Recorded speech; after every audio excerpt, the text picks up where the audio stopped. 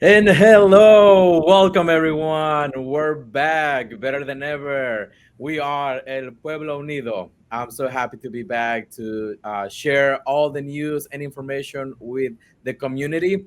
But of course, El Pueblo Unido cannot be just one person. And let me welcome back my lovely co host, Marifer. Thank you, Alberto. It's good to be back. I know there's been a lot of everything going on since we last saw each other in December. Particularly, you guys might have noticed that we have a new name, El Pueblo Unido. Our Yes. pilot season was started off last year. We've evolved, we changed, we're together, and we're also here with our friend Kyle. Gracias, Marifer. Muy buenas tardes a todos. So excited about the new year, the new us, new look. We've never looked better than we do Better than now. ever. Exactly, and so excited about this. The evolution of this web series and the podcast, and we definitely want to encourage everyone to please follow us on Facebook, Instagram, and YouTube, where you can see the live streams and posts of older videos as we carry on throughout this season of El Pueblo Unido. Yes, we definitely take New Year, New Me closer to heart, and we're definitely glad that everyone can join us. We have an amazing episode coming up with our friend Patrick Lawyer. He's going to be speaking with us about current happenings in the community. How can the community prepare? We're also going to be speaking with our great friend Rocio. She's going to again give us Rosario. Rosario, Rosario, Rosario. Rosario, giving excellent information, and also with Ramses that is going to be speaking with us on different sections. But we're excited. Um, Marifer, Yeah, stay tuned. I think purple is our color, but somos el Pueblo Unido, and we will be right back.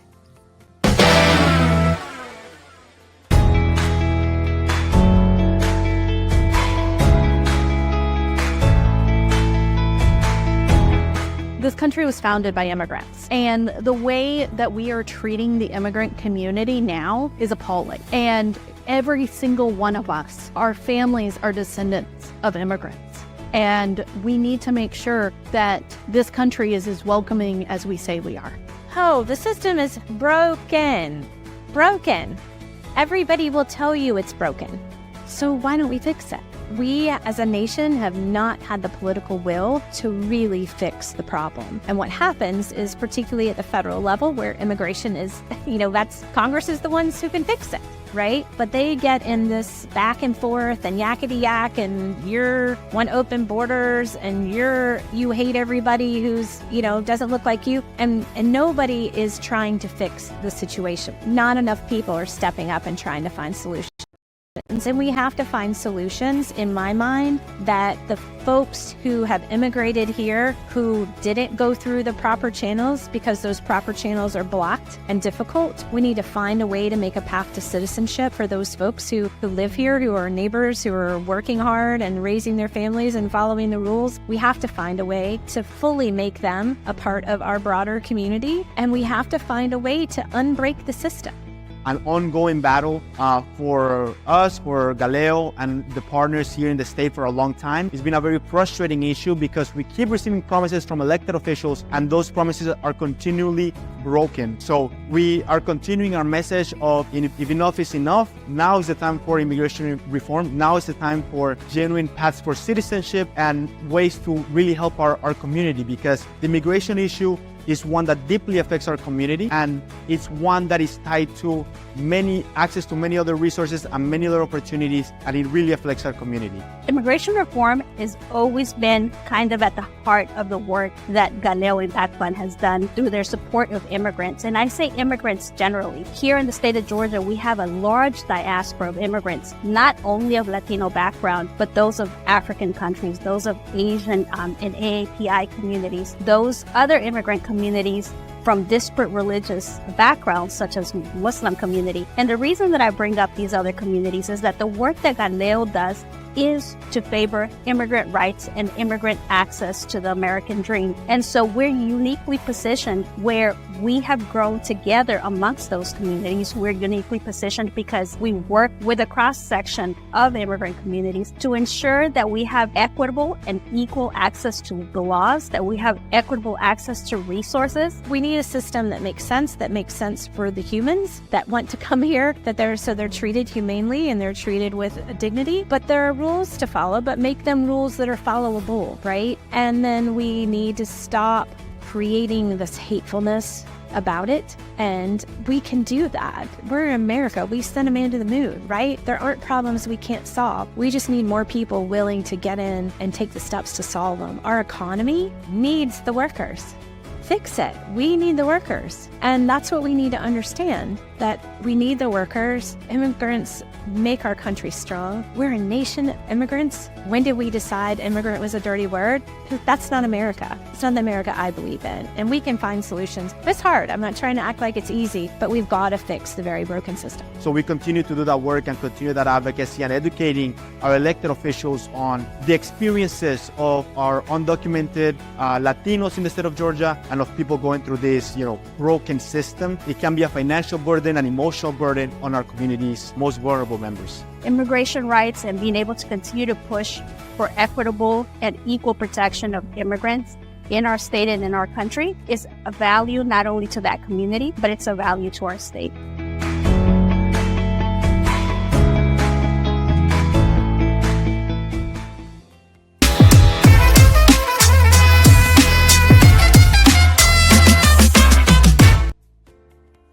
All right, we're back, and welcome.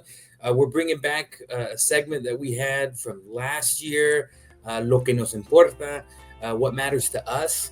And I'm so glad that we're, getting to do this segment after the video that we just watched, because, there's a lot going on with immigration, and that's one of the reasons it's so great that we have Patrick Adams with us, we'll be talking to later in the episode. About what's happening in that space. But immigration, as well as job opportunities, access to healthcare, access to education. Our community has told us time and time again, these are the issues that matter to us. I always like to say that, Latino family values are working family values. Mm-hmm. Exactly. And it's important, guys, right? That our leaders, our elected leaders, hear from us at every level. And so that's why I'm excited that we get to talk a little bit about Latino Day at the Capitol, which we had, I don't even know how many weeks ago that was now. Everything's so quickly. Around 300 people, no? Yeah, we had more than 300 people. I mean, it was really well attended. Alberto, I know you, well, actually, all of us were there that day. We were present there. We were from start to finish, and we can see all the energy. But also, as you mentioned, Kyle, this year started with the community showing up and representing from different protests in bigger cities like Gainesville.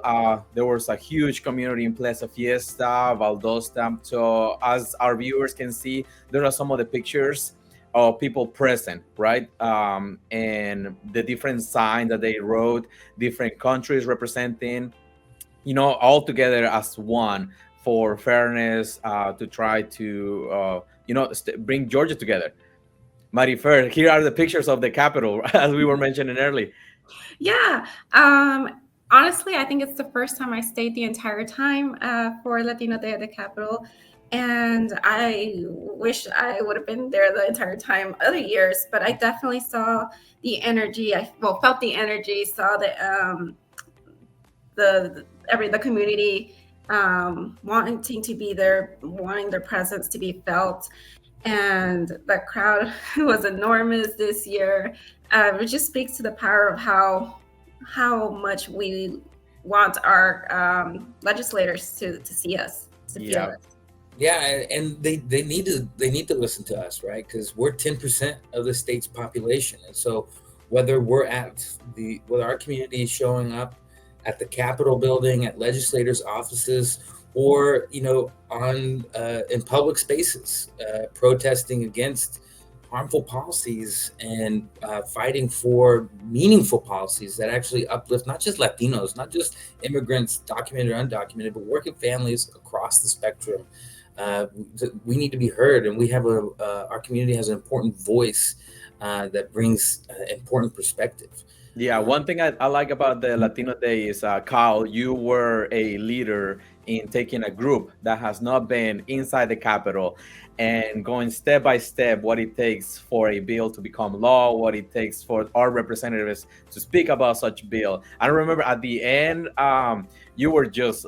I don't know if you were out of voice because you were talking so much, or all the noise that we needed to explain to the people. Yeah, yeah, and that's the thing, because like it was such a it was a bigger crowd than we had ever had before. It was a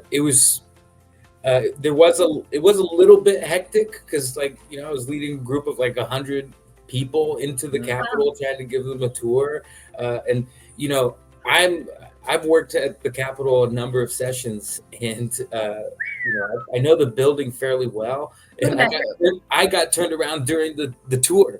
And I was like, and it just shows just why it's so important that we get our community there and help everyone get familiar with the community, because the Gold Dome isn't the governor's building, it's not the legislators building, it's the people of Georgia's building, and that includes our community. And so our tours will we're going to continue to prepare for bigger crowds, and so I think we'll rectify that issue with the tours. Yeah, for those that show up, thank you so much. And again, we'll have more information for similar events coming up this year. As Marifer and Kyle have known, we have a huge support from the community that are wanted to hear what's happening in the state. And then, but yeah, that's it for Lo Que Nos Importa. We'll be coming right up with our next section, our next interview with Patrick. So El Pueblo Unido, we'll be right back.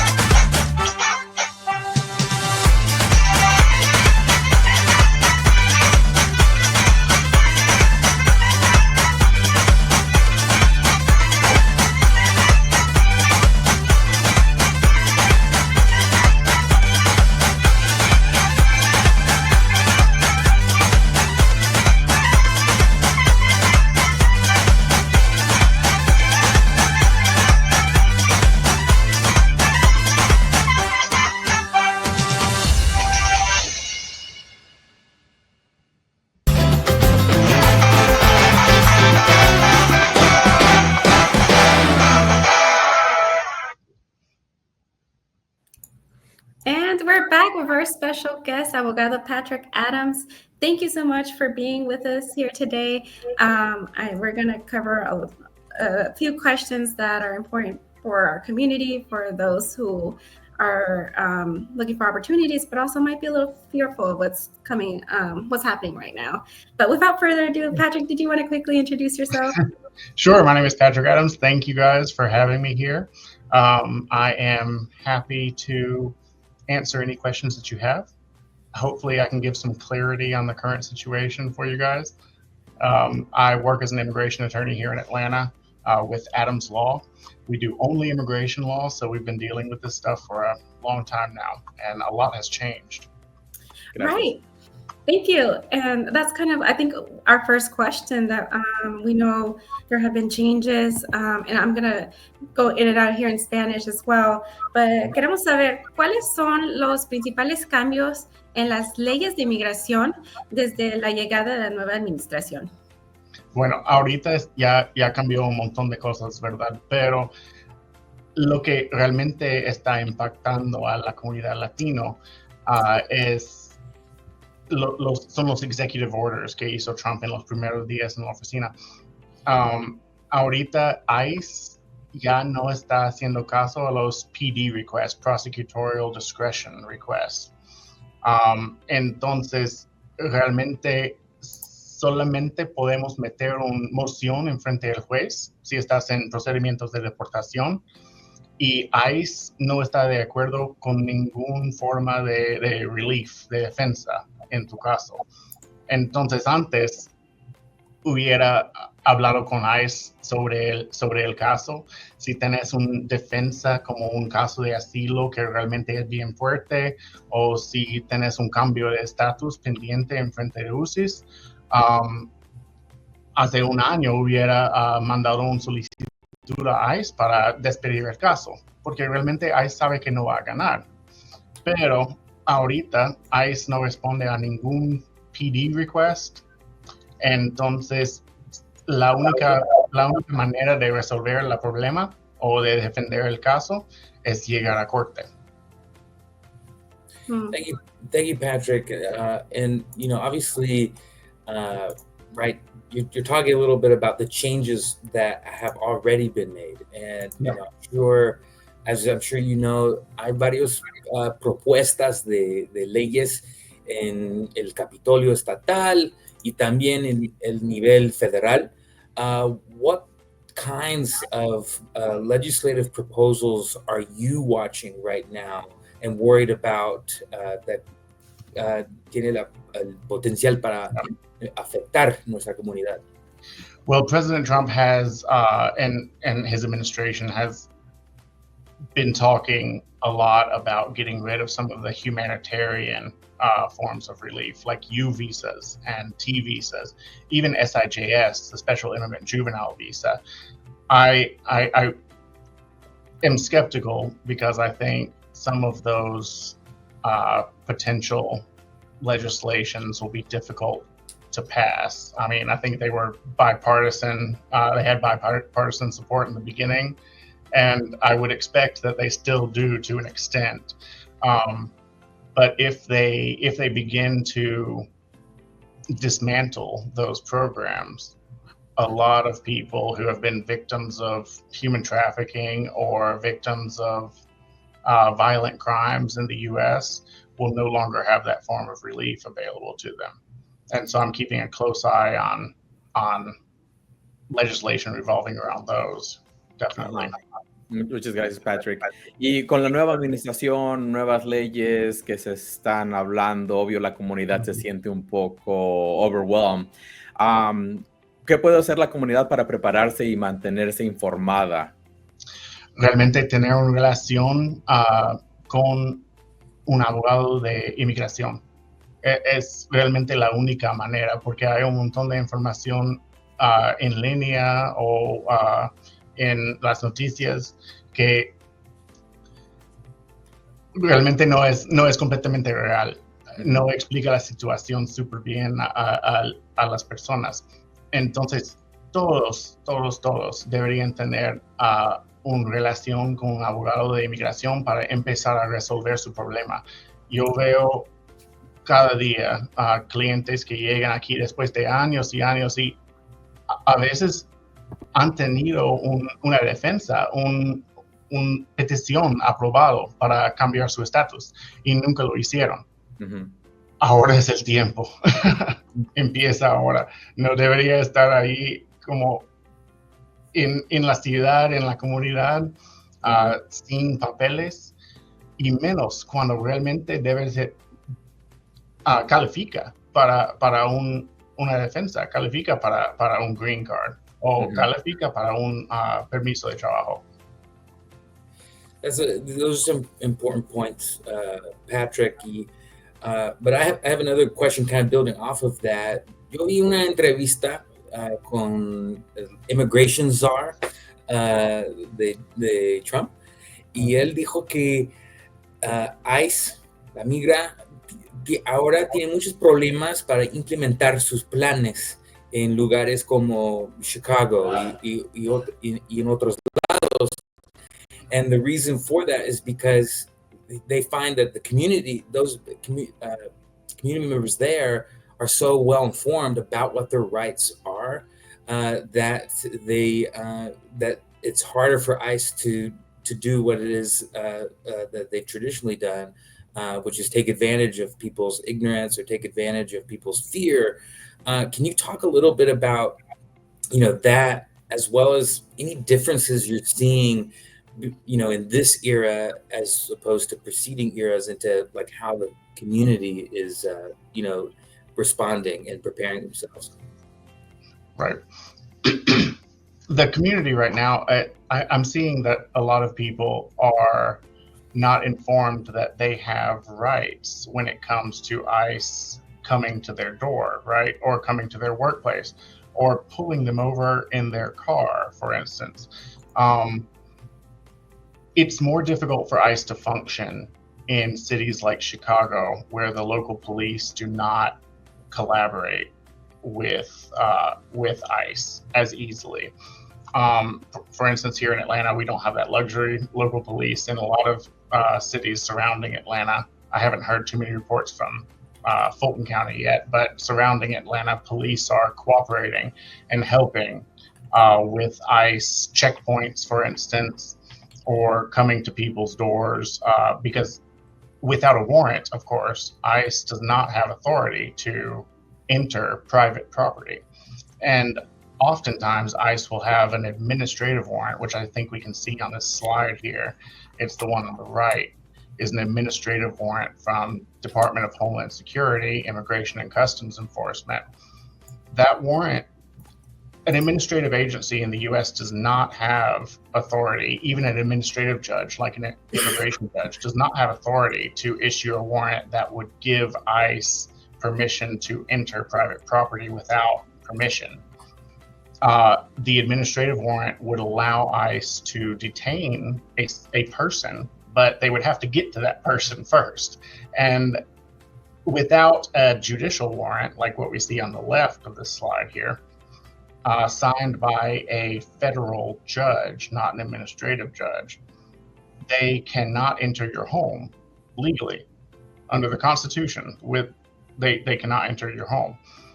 Now, often I have seen clients or spoken with clients who were manipulated somehow into letting them enter their homes. And that, again, is just a lack of information, lack of being informed. What I want to make sure that everybody listening today understands is that they have the right to ask for this warrant and to review the warrant before allowing ICE to enter their home, before even speaking to ICE. And even if they have a warrant, they should stay quiet. Contact their attorney. Let ICE know that they want to speak to their attorney. Muchas gracias, Patrick. Para nuestros escuchantes que en español, el mensaje más importante es mantener el silencio y contactar a un abogado de inmigración. Para los que nos van a ver en el video en el futuro, pusimos dos imágenes sobre las órdenes judiciales y las órdenes que deben tener, orden judicial y orden administrativa. Ahora en adelante vamos a poner unas imágenes sobre ejemplos más para los derechos que tiene la comunidad. Y Patrick, me gustaría si has conocido a la comunidad que ha sido educada en esta información. Aquí te dijimos que conozcan sus derechos. Podemos seguir adelante. Pueden negarse a hablar. Es algo muy importante, ¿verdad, Patrick? Exacto, sí. Guardar silencio siempre. Una pregunta, porque a mí me han dicho que es importante que no tengan sus documentos de su país con usted, o sea, en su persona. Si tienen un pasaporte, no sé, guatemalteco o una matrícula consular, que la dejen en su casa, que nunca la tengan en su persona. ¿Es cierto? Sí. Realmente, yo siempre aviso a mis clientes que solamente andan o cargan con ellos un fotocopia de su pasaporte del país. Porque realmente tener el pasaporte físico en tu persona ayuda a ICE a hacer el expedited removal.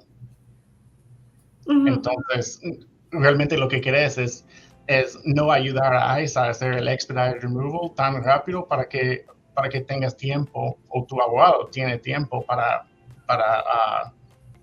arreglar alguna defensa. And that plays into the keep silent.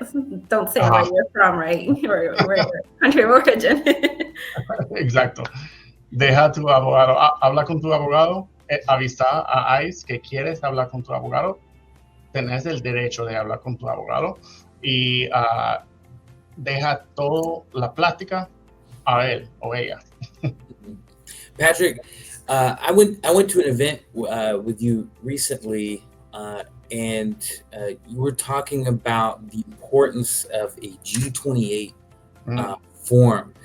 ¿Puedes hablar un poco sobre eso? Porque sí, claro.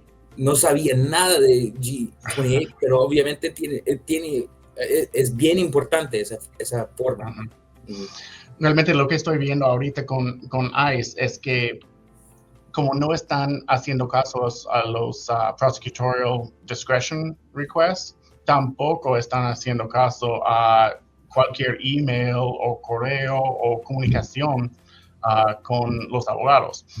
Sin un G28, es un formulario que da permiso a tu abogado a representarte, a pedir información y a platicar con ICE sobre su caso.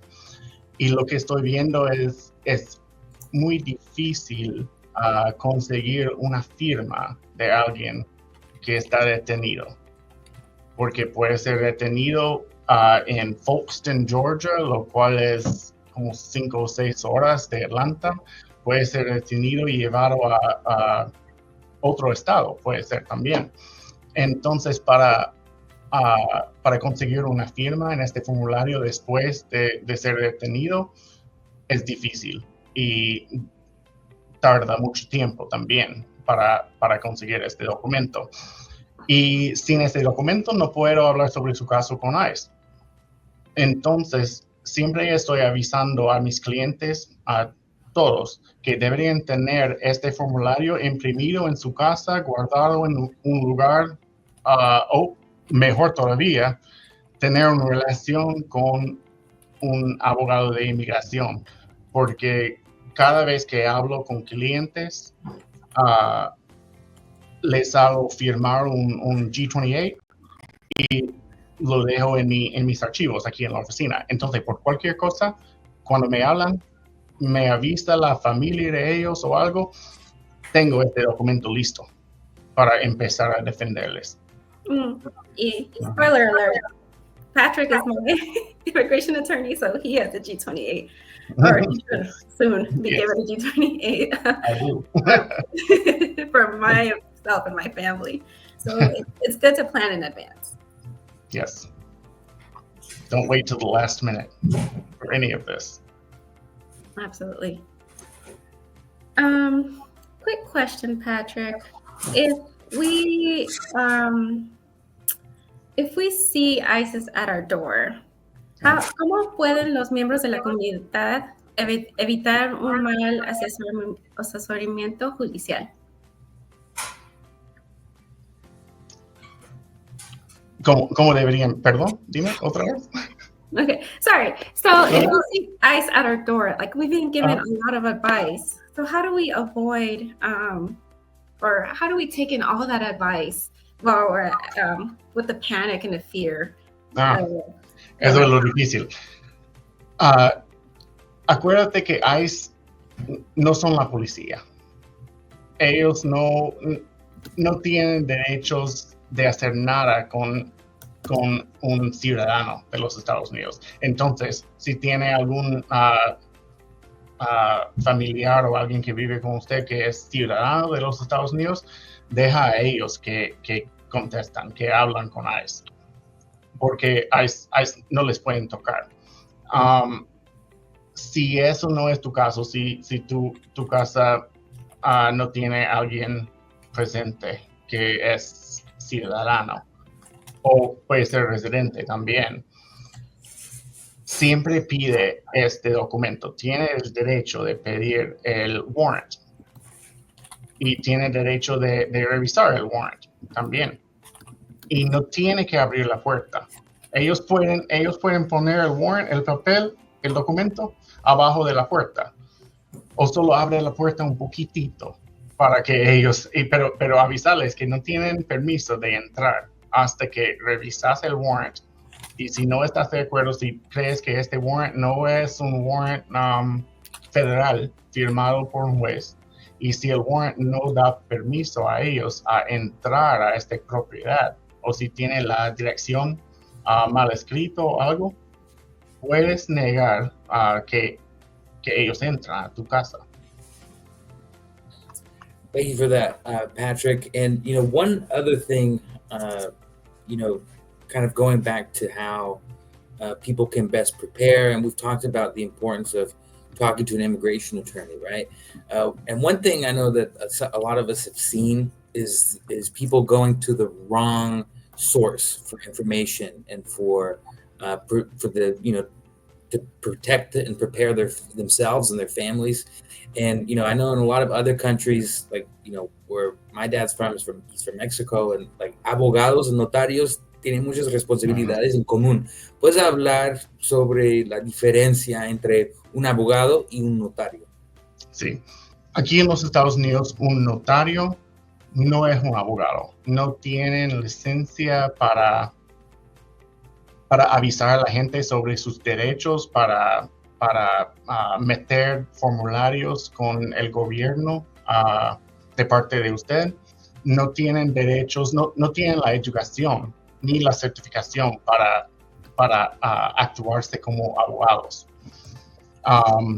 Yo sé que en otros países notarios sí van a estudian derecho y tal vez sí tienen una licenciatura o algo. Aquí en los Estados Unidos no es así. Un notario aquí solamente firma para notificar a las personas que están leyendo contratos, por ejemplo. Firma que realmente ellos vieron que esta persona firmó el contrato. Verifican las firmas en los documentos. Eso es la única responsabilidad o poder que tengan los notarios aquí en los Estados Unidos. Entonces, realmente ellos no son capaces normalmente para hacer todos los documentos, para hacerte una defensa de inmigración. Muchas gracias, Patrick. Y sí, con esto de tanta información que está pasando por la comunidad, a veces, como tú dices, uno piensa que la persona la quiere ayudar y resulta ser con malos consejos. Algo para la comunidad, cuando uno está en su casa se siente más protegido, pero ¿algún mensaje que tengas para la comunidad cuando está en su trabajo o en áreas públicas?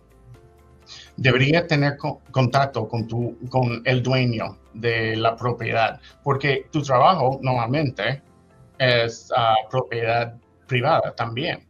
Entonces lo mismo aplica, pero la única persona que tiene permiso para revisar el warrant o para dar permiso a ICE a entrar a tu trabajo es el dueño de esta propiedad.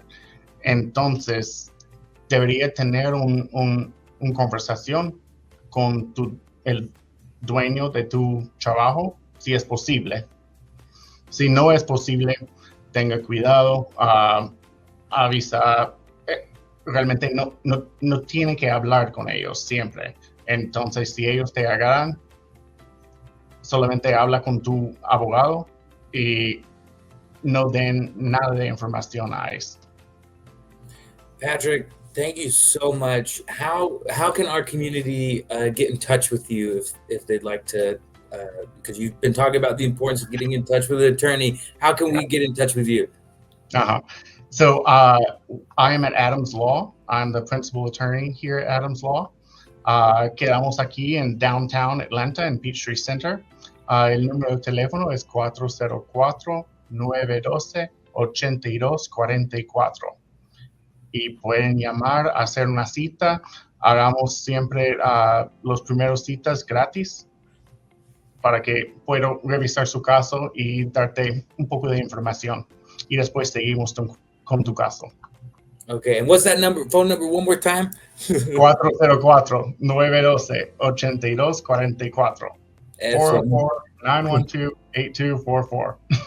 Muchísimas gracias, Patrick, por estar con nosotros. I'm sure we'll continue to work with you and hear from you. Thank you for being a resource to our community. And folks, we'll be right back. But first, with El Pueblo Unido. But first, we have a lovely video from a wonderful member of our team that's coming up right now. Hey everyone, my name is Kyle Gomez Lineweber. I'm the Director of Policy and Advocacy with Galeo and the Galeo Impact Fund. On the 27th of February, we will be hosting our legislative update, where we'll be talking about our priorities, what we've been working on, and what we're looking forward to down the road as session continues here in Georgia.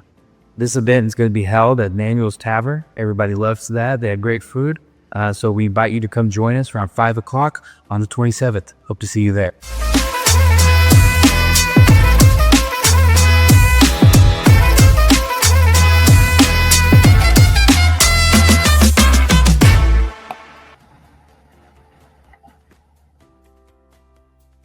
And we're back with El Pueblo Unido. We're on the section Latinos en Acción.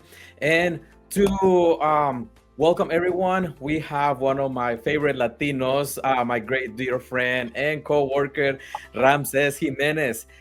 Please tell us a little bit about yourself. Awesome. Thank you for the introduction, Alberto. That was amazing.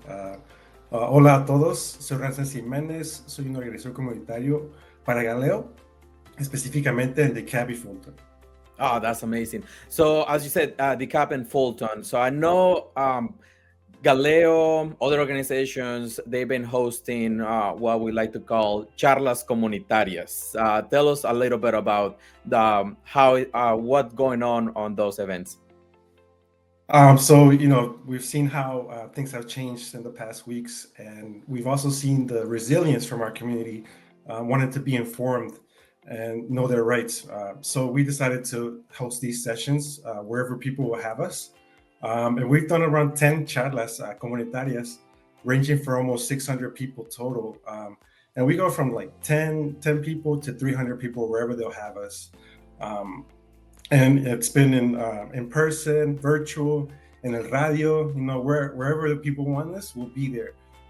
This last weekend, past 2 weekends, we've been at churches, neighborhoods, community centers where the trailer parks are at.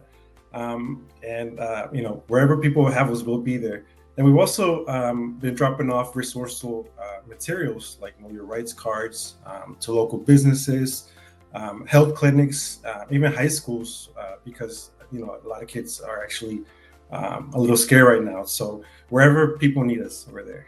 Yeah, that's absolutely. And with that, talking about resources, we're going to show our listeners a little bit of what Galeo has been doing as well. We have a QR code on screen. For those that are watching the recording, they can scan it or they can go to Galeo website. We have it both in English and Spanish, fully accessible.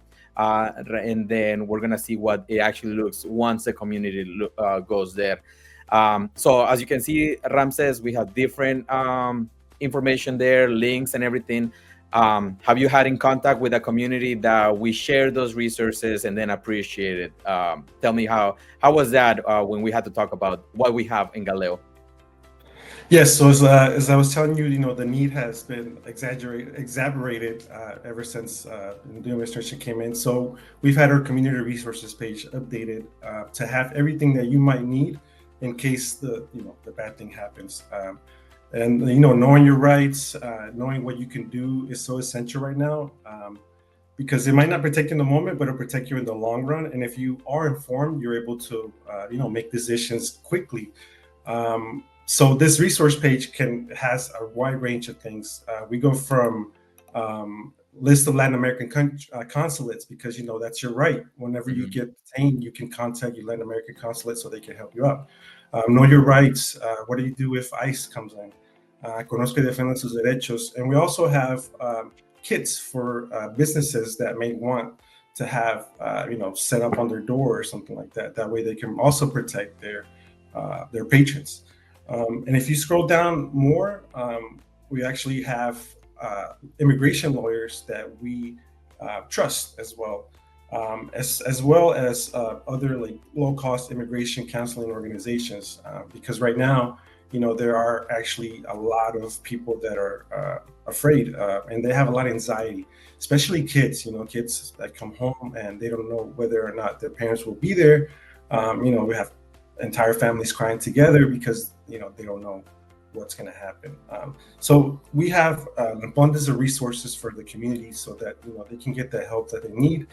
Whether or not you might be legal or not, or even if you have a business, you can look through that. Yeah, all the community, as our friend Patrick has mentioned, contact an immigration lawyer, get all the information, but stay informed as much as you can. And as we mentioned earlier on las charlas comunitarias, there are different ways como la comunidad se quiere interactar. A veces they prefer a large church gathering where everyone can feel close, or we can also have charlas comunitarias when it's a closer group and there are more sensitive questions. So I'm sure you have been on either both sides helping the community. Yeah, so actually, our first one was from a trailer park home where they were informed that ICE might come there. And it was only around 10 people. Yes. But just the fact that those people came and met with us, knowing the uncertainty that might be around is amazing, just because people want to be informed. People want to continue living here because this is their home. Right? Yes. Their kids live here. Yeah, no, and we continue. So again, gracias, Ramses. Thank you so much. And then if, again, for the community that wants to stay involved, we have all the resources, and El Pueblo Unido will be right back with our next section, Ponte las Pilas.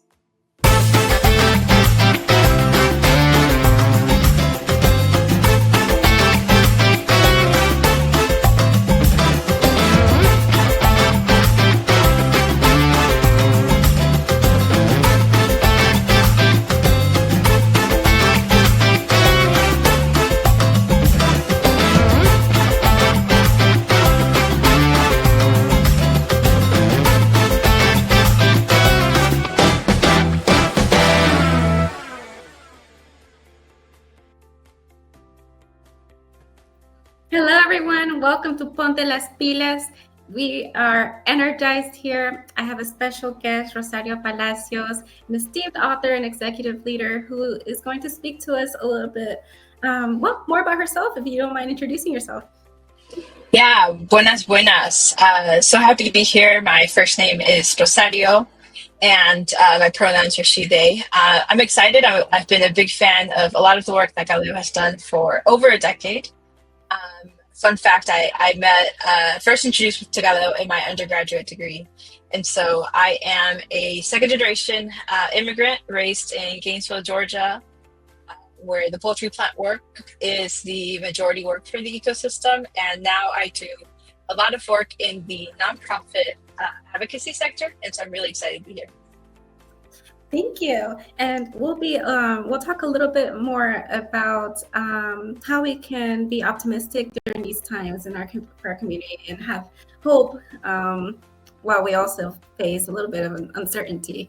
But first, I want to introduce our new program coordinator, Ana Rocio Alvarez. Welcome. She moved here from Kentucky just to be with us, and she is just started, I think, last week. So we're happy to have her with us.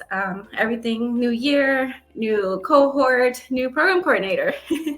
And speaking of a new cohort, our 2025 GIL sessions start this upcoming Saturday for the new cohort, and we have our opening reception on Friday. So we're excited to welcome, I believe it's almost 45 new members to the GIL class. We're I think it's one of the biggest classes we've had for a while. So we're going to see, but it also shows the need for leadership in our community, and how excited everyone is to step up to these roles and become community advocates and leaders. And then last but not least, we have the essay contest. I think, Rosario, you've been to plenty of those as well. The essay contest rebranded to the Leyendas Essay Contest. The deadline is March 15th, and it's open to all members of the community with categories being high school, general adult, and then ESOL. The first place winners in each category could win up to $100. Second place, $75, and third place, $50. And as you can see in the pictures, we invite all our winners and participants to the Capitol, but only the winners get to read their essays, especially in front of legislators, which is a cool opportunity, especially for our high school students who have never been to the Capitol, or anyone who hasn't been to the Capitol, to read those wonderful essays in front of their peers. But now, Rosario, again, I wanted to thank you for being on here, and I wanted to talk to you about what we can do as individuals, as leaders, as community members, to bring joy, to have joy, and still live our lives while facing everything going on. Yeah, for sure. So, I always tell folks, like, the very first thing is that, like, we should all remember what baddies we all are. I'm not sure if I could say the other word, but I'm Mexican, so I would have said another word. But we are, like, we're incredible people. We're immigrants, children of immigrants. We're multicultural folks, right? We've survived a lot. We've accomplished a lot just to be here and be able to survive. So I think, one, remembering what a baddie you are, how incredible you are, what your potential is. Say what you gotta say. Say the word you wanted to say. Yes. So for sure, like so much chingones. Like, this isn't the first time that we've been under an administration that's very hostile with baseless claims against immigrants, right? We are incredible people. And we have incredible folks to learn from. Georgia, Atlanta has a rich, beautiful Black civil rights legacy that all of us have been able to build on, thanks to the incredible leaders that have been through even worse, right? So one is that. Two, I would say, though, these are times where the part of the strategy, right, sometimes is to create chaos and to overwhelm. And so we really have to take a step back and remember what is in our sphere of control and what isn't, right? So try to prioritize what you can control, what you can do. And then the last thing, which is why I think programs like GIL are so important, is I think you also need to make sure that you're in community. You need to be able to find folks who have like-minded values, yes, diverse experiences, but also have like-minded values, and be able to coordinate with them, right? Really dream and come up with innovative programs or initiatives. And I've seen this in the community many times, whether it was under COVID, when I saw poultry plant workers who never got a day off come together to create pods for their children to be able to continue going to school, right? The last administration, lots of clinics popped up, lots of folks who helped each other, right, make sure that the paperwork was in order, and did so in a type of like barter system. We really need to rely on each other. We need to remember that, we're not alone, and we don't need to self-isolate. This is the time to build even more community, not the opposite. Right. And can I ask, how do you decompress and breathe, take a step back? Any tips that you could recommend to our community? Yeah, it's hard, but I love, so any kind of movement. I love dancing. I haven't said that out loud to a lot of folks. But I've been dancing nonstop to Bad Bunny's new album. And so it's just on like repeat. My family, my kids are fed up with it. So I think outlets like that. I also think reading, and even if you just like need a day where all you do is nothing, like don't be productive. Be a couch potato if you need to, binge watch some Netflix. I think we all need to take a break. Oftentimes when we feel like we want to quit, really what we need is to rest.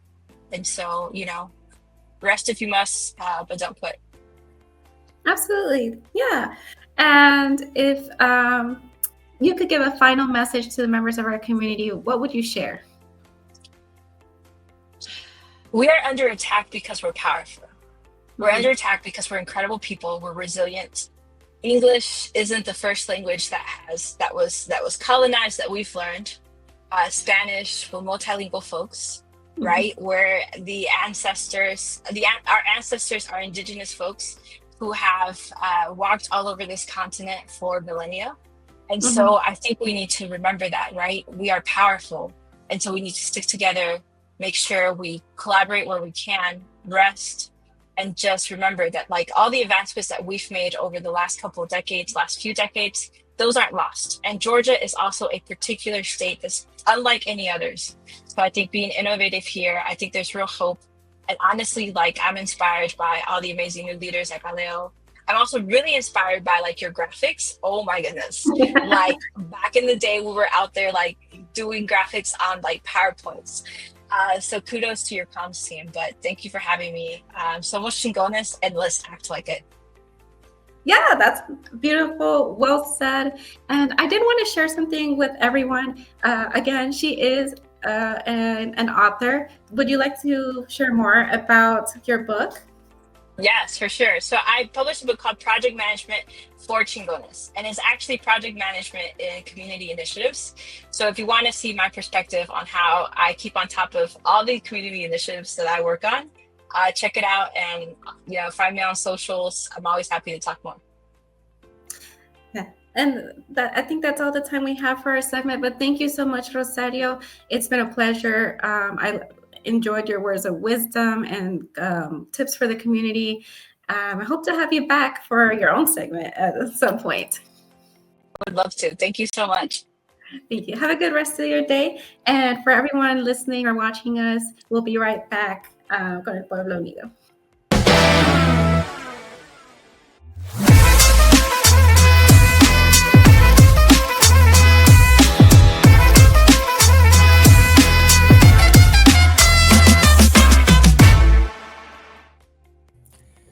Wow.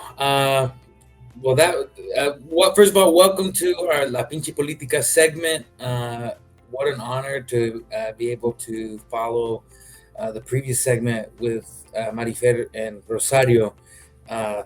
Such powerful things were said. I'm so grateful for someone like Rosario, and I think it's important for our community to be reminded of the power that already exists within our community. And to that point, I'd love to dig in and talk a little bit about the Georgia Latino Voter Report that we published earlier this year, talking about the electoral landscape here in Georgia for Latinos in the most recent presidential election cycle. And as you can see on the slide, on this slide, we added more than 113,000 Latino voters in the state of Georgia between the 2020 election and to the 2024 presidential election cycle. And that's a growth rate of almost nearly 30%, which is significant and aligns really well with the representation that we have in the broader growth of just the population in the state of Georgia. I believe the Latino community accounted for nearly a quarter of the state of Georgia's population in the previous decade. And so and it makes sense thanks to the work that we're doing here at Galileo and with our coalition partners that we're continuing to see such significant growth in our size as an electorate. And that speaks to the power that we have electorally and politically. And I see it says Latinas lead the way, and that's true because we're seeing that through each election cycle, as our Latina voting registered voter population continues to grow in the state of Georgia, our Latinas continue to outperform when it comes to actually turning out to vote. So not just getting registered to vote, but turning out, exercising their right to vote. Not just under 60% of Latinas in the state of Georgia voted in the last election cycle. and is that's not only amazing in of itself, but especially when you take into consideration that that's pretty much where Latinas have been in the most recent election cycles here in Georgia, and so that speaks to the power that our Latinas have, and the work that we have to do in continuing to engage our Latino men, our young Latino men especially. Though I will say, our community of Latino men is performing well, but we still have a good bit of work to do. And I think it's important because we've seen a lot of narratives come out there about shifts in the votes of Latino men, and I'm not going to argue one way or the other as to how Latinos should have voted in the most recent election cycle. You'll see me doing that on the Impact Fund side all the time, but I think it's important to really just have a clear picture, and the clear picture that we have based off of the data that's available at this point is 64% of Latinos in Georgia who voted for Kamala Harris, with 35% voting for President Donald Trump, and that is a shift, not a huge shift, but a shift, and certainly not the biggest shift that we saw across demographic groups. It's important to remember that we saw in nearly every demographic group outside of Black women a shift towards the Republican candidate. And in Georgia, we had, especially among Latino voters, of any swing state, we had one of the smallest shifts towards in that direction. So why do I bring that up? Well, I think it's important for everyone to just take a step back and acknowledge that, one, you can't take Latino voters for granted, no matter what perspective you're coming from. We are not a monolith. We are a diverse, unique community with any number of histories and stories and factors that are influencing the way we think, feel, and vote. And so there's still work to do in engaging that community, especially from campaigns and candidates. But we just don't want to over exaggerate some of the shifts that we've seen, because that plays into some problematic narratives. But across the board, Latinos remain an important demographic that candidates and campaigns need to be doing a better job in engaging with and speaking to, and actually advocating on the issues we care about. We mentioned earlier in the show, immigration is an important factor for our community, and our community has a broadly nuanced view. In general, most voters, whether they're Latinos or broader electorate here in the state of Georgia, want, yes, our national security to be protected and preserved and defended, but also legal pathways to citizenship to be made available, and for this system to be not so confusing and to be more accessible. So just wanted to talk a little bit about that, and you can find the full report on our website at galeo.org or galeoimpactfund.org.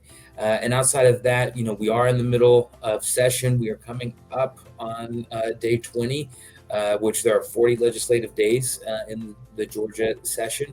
And we have one of the shortest sessions, which can be a problem, but it also means things move very quickly and move fast. Want to highlight a couple of bills that we're watching. There's SB 21 that would have an impact that would remove government immunity for local officials and governments that don't comply with ICE detainer requests, even though courts have ruled in the past that those requests are in fact requests, not obligatory, not mandatory. And so that's a piece of legislation that we're tracking. It's passed out of the Senate. It's in the House now, so we'll keep an eye on that. There are a few other legislations. So, a few other pieces of legislation that we're looking at that impact access to dual enrollment. HB 18, we'll probably talk about that more in the future. And there are some good bills out there that can, give us a reason to be hopeful, from language equity access to, a layer of accountability for notaries. We talked with Patrick Adams earlier about the difference between notarios and abogados. So that's where we're at. We'll talk more about the legislative session, and if you want to hear more about the work that we're doing at the Capitol, doing to advance the priorities of our Latino community here in Georgia, we've got a legislative fundraiser coming up. It was mentioned in one of the videos earlier. It's going to be on February 27th at Manuel's Tavern, and we're just going to talk to folks about what's happening at the Capitol, what we're fighting for, whether it's immigrants' rights specifically or generally, but also, access to education, access to healthcare. Because, I've always said, and I said earlier, that Latino family values are working family values. So please come join us. Be sure to register, and not only to learn about our work, but to help support the work that we're doing. So that's it for La Pinche Politica for now. We'll be right back. We're going to go straight into our closing remarks and close us out.